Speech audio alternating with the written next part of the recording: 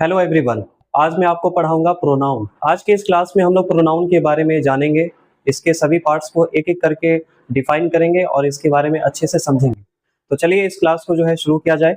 सबसे पहले बात करते हैं व्हाट इज प्रोनाउन। प्रोनाउन क्या होता है? प्रोनाउन एक ऐसा वर्ड है जो किसी नाउन के बदले इस्तेमाल किया जाता है और इसका इस्तेमाल तब होता है जब हम किसी नाउन को बार बार रिपीट होने से एवॉइड करें।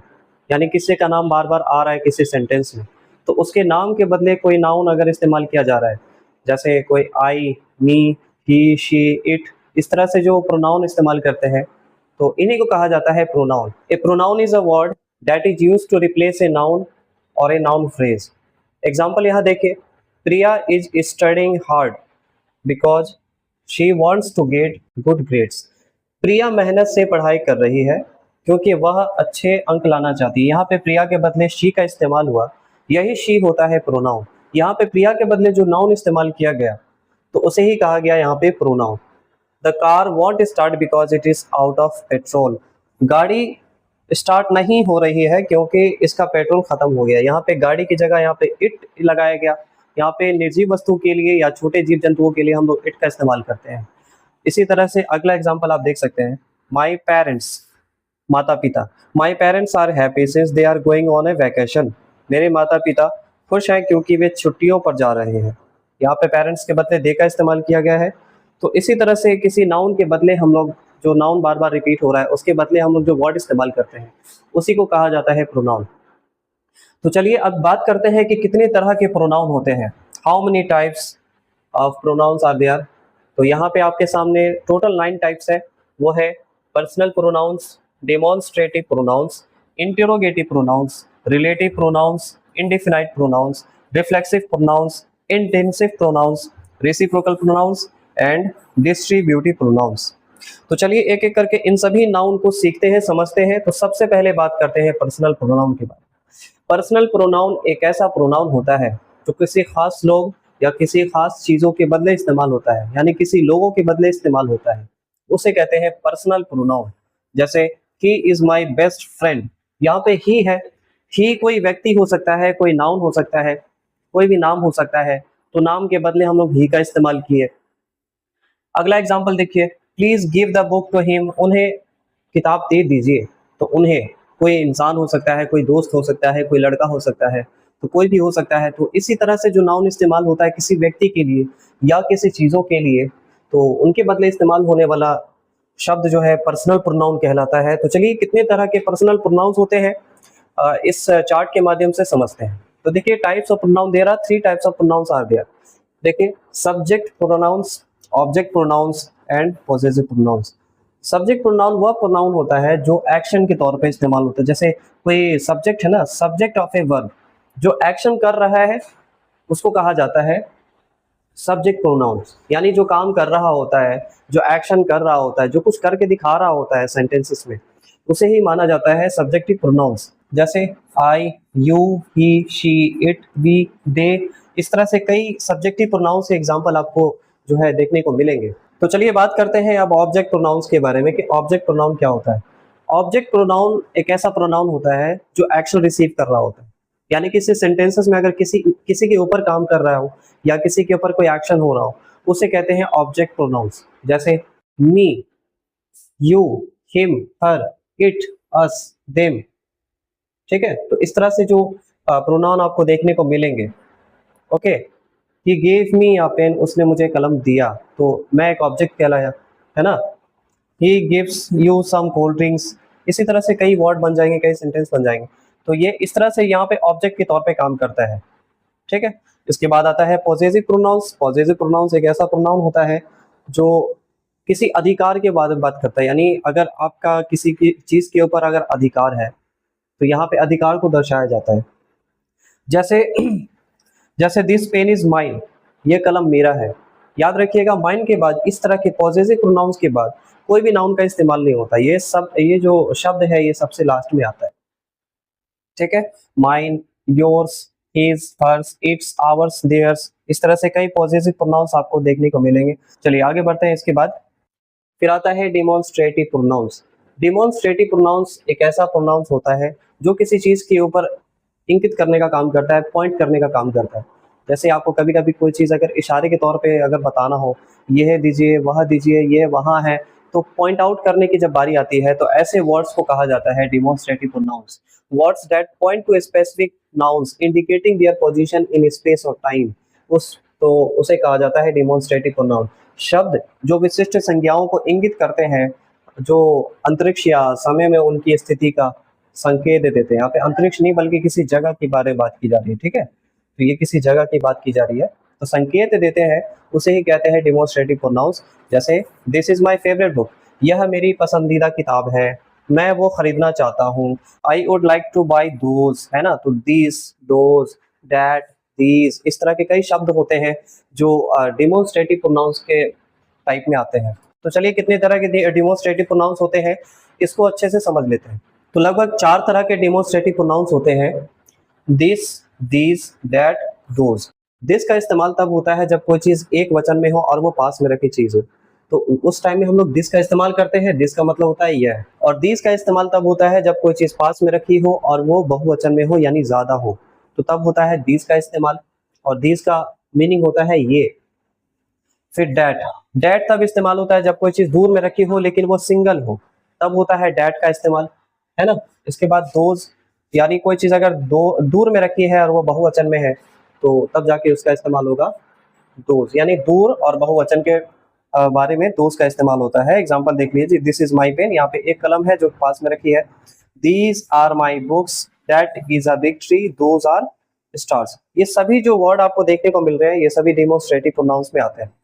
फिर आता है इंटेरोगेटिव प्रोनाउंस, एक ऐसे प्रोनाउंस जो कि सवाल पूछने के टाइम में काम आता है। जैसे आप अगर कोई किसी से सवाल पूछते हो, जैसे हाउ, व्हाट, वेयर, ये ऐसे शब्द होते हैं जिसको कहा जाता है इंटेरोगेटिव प्रोनाउन। जैसे who is coming to the party tonight, आज रात की पार्टी में कौन आ रहा है।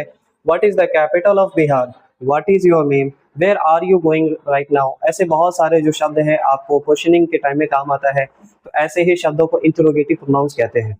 तो चलिए उम्मीद है आपको ये समझ में आ गया होगा। इसके बाद बात करते हैं रिलेटिव प्रोनाउंस के बारे में। रिलेटिव प्रोनाउंस एक ऐसे प्रोनाउन को कहा जाता है, यानी ऐसे शब्द है जो कि आश्रित खंड का परिचय देते हैं और इसे मुख्य खंड में संज्ञा से जोड़ते हैं।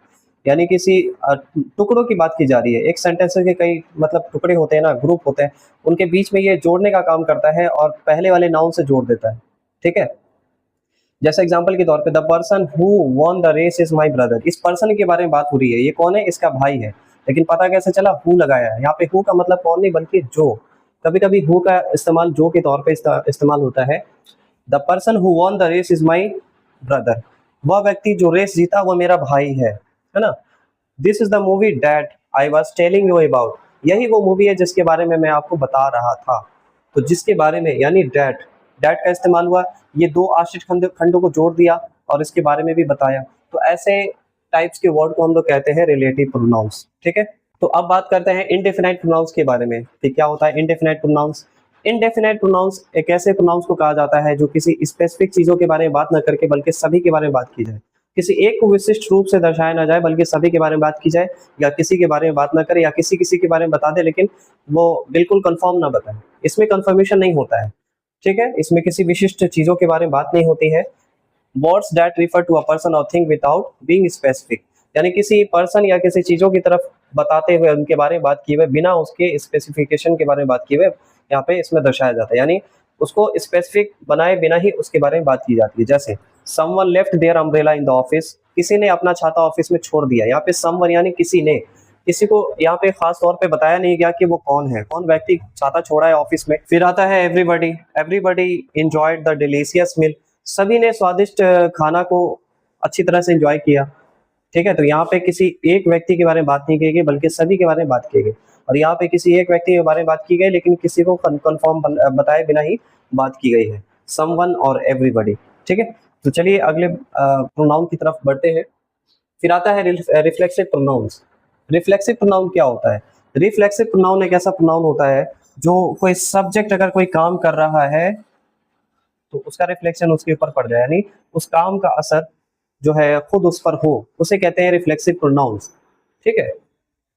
शब्द शब्द जो एक वाक्य के विषय को वापस संदर्भित करते हैं जब विषय और वस्तु समान होते हैं, यानी कोई ऐसा शब्द जो कोई काम कर रहा है वो उसकी तरफ ही इशारा करे, यानी उसकी तरफ ही उसका अफेक्शन हो, उसे ही कहा जाता है रिफ्लेक्सिव प्रोनाउंस। जैसे he taught himself to play the guitar, उसने अपने आप को गिटार बजाना सिखाया, खुद को गिटार बजाना सिखाया। We should be proud of our self, हमें खुद पर गर्व होना चाहिए, खुद पर यानी अपने आप पर गर्व होना चाहिए। यानी कुछ ऐसे काम किया जाए जो उसका असर हमारी ही तरफ हो, अपनी ही तरफ हो, उसे ही कहा जाता है रिफ्लेक्सिव प्रोनाउन। ठीक है, तो अब बात करते हैं इंटेंसिव प्रोनाउंस के बारे में। इंटेंसिव प्रोनाउन एक ऐसा प्रोनाउन होता है जो किसी नाउन को या किसी सेंटेंसेस को एम्फेसाइज करने का काम करता है, प्रभावी बनाने का काम करता है, लेकिन इसमें नियम या फिर कोई रूल में कोई तब्दीली देखने को नहीं मिलती है, बस उसको थोड़ा असरदार बनाने के लिए इसका इस्तेमाल किया जाता है। जैसे I myself will complete the work, मैं खुद काम को पूरा करूंगा। यहाँ पे ऐसे भी हो सकता था I will complete the work, मैं काम को पूरा करूंगा, लेकिन माई सेल्फ लगा करके इस सेंटेंसेस को थोड़ा और जोरदार और असरदार बना दिया गया। इसी हिसाब से देखिए सेकंड सेंटेंस में the chef herself came out to the greet us, chef खुद हमें बधाई देने के लिए बाहर आए। तो खुद यहाँ पे इस काम का असर खुद की तरफ नहीं हो रहा है, बल्कि ये इसका मतलब ये है कि इस सेंटेंसेस को थोड़ा असरदार और जोरदार एम्फेसाइज किया जा रहा है। ठीक है, यानी कि इसको असरदार बनाया जा रहा है, लेकिन इसके मीनिंग में या इसकी कोई रूल में कोई तब्दीली देखने को हमें नहीं मिलती है। ठीक है, तो चलिए इसके बाद बात करते हैं रेसिप्रोकल प्रोनाउन के बारे में। रेसिप्रोकल प्रोनाउन एक ऐसा प्रोनाउन होता है जो दो या दो से अधिक लोगों के बीच आपसे क्रिया या संबंध को व्यक्त करने के लिए इस्तेमाल किए जाते हैं। जैसे कोई व्यक्ति है, किसी के दो से ज्यादा व्यक्ति हो और उसके बीच का संबंध अगर दर्शाना हो या फिर कोई काम दर्शाना हो, तब उसका इस्तेमाल किया जा रहा है। जैसे the two friends always trust each other, दोनों दोस्त एक दूसरे पर भरोसा करते हैं। यहाँ पे एक दूसरे पर, दोनों के बीच का संबंध बताया जा रहा है। The team members congratulated one another after the victory, team के सदस्यों ने जीत के बाद एक दूसरे को बधाई दी। तो इच अदर और वन अनदर, ये दो शब्द ऐसे हैं जिनको कहा जाता है रेसिप्रोकल प्रोनाउन। ठीक है, इच अदर और वन अनदर, ये दरअसल एक दूसरे के संबंध के बारे में बताता है, और या फिर कोई क्रिया हो रही है, कोई काम हो रहा है, इसके बारे में भी वो दर्शाता है। तो चलिए अब बात करते हैं नेक्स्ट, लास्ट एक प्रोनाउन रह गया जिसको कहा जाता है डिस्ट्रीब्यूटिव प्रोनाउन। तो देखिए डिस्ट्रीब्यूटिव प्रोनाउन क्या होता है। इट रेफर्स टू पीपल और things in a group at one at a time, not collectively. यानी किसी पीपल के बारे में बात की जाती है एक एक करके, यानी खास तौर पे एक एक करके इसके बारे में बताया जा रहा है। यानी किसी ग्रुप के बारे में बता के फिर बात की जाती है एक एक व्यक्ति के बारे में जिसको कुछ अलग से कुछ मिल रहा है, कुछ ऐसा कुछ प्राप्त हो रहा है उसको, एक एक करके, है ना, किसी को कम या फिर ज्यादा, इस हिसाब से बात की जा रही है। जैसे इसमें कुछ वर्ड इस्तेमाल होता है इच, एदर, नेदर और एवरीवन। इच का मतलब होता है हर एक, एदर मतलब होता है कोई भी, और नेदर मतलब हो सकता है कोई नहीं, और एवरीवन का मतलब हर एक। ठीक है, तो जैसे neither of the two phones is working, दोनों में से कोई भी फोन काम नहीं कर रहा, और either of this paths leads to the same place, इनमें से कोई भी रास्ता एक ही जगह की ओर जाता है, कोई भी, और ये कोई भी नहीं। नेदर मतलब कोई भी नहीं और एदर मतलब कोई भी। एवरीवन मतलब होता है everyone on the team was excited about the win, team में हर कोई जीत को लेकर उत्साहित था, हर कोई, एवरीवन यानी कोई, हर कोई। इच मतलब हर एक, each of the children gets a new toy, हर एक बच्चे को एक नया खिलौना मिलता है।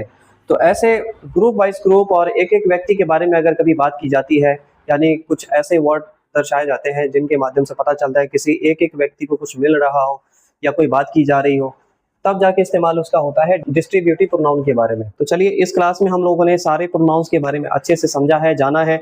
तो इन सारे प्रोनाउंस को आप लोग अच्छे से याद कर लीजिएगा और अच्छी तरह से इस पे काम कीजिएगा, प्रैक्टिस कीजिएगा। तो चलिए मिलते हैं अगली वीडियो में, तब तक के लिए आप लोग अपना ख्याल रखें।